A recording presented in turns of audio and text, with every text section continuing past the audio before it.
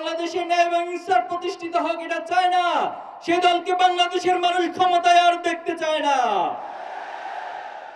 তারা বারবার দাবি করে তারা বড় দল, নির্বাচনের আগে নিজেদেরকে ক্ষমতায় অধিষ্ঠিত হিসেবে প্রকাশ করার, জাহির করার চেষ্টা করে।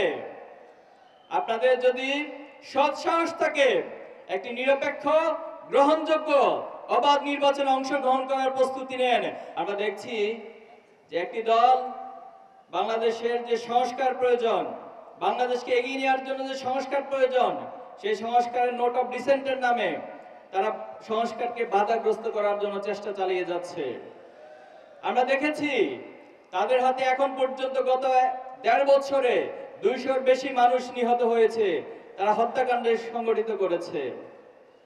যে দল নিজেদের কর্মীদেরকে নিজেরা হত্যা করে, যে দল বাংলাদেশের সংস্কারে বিশ্বাস করে না,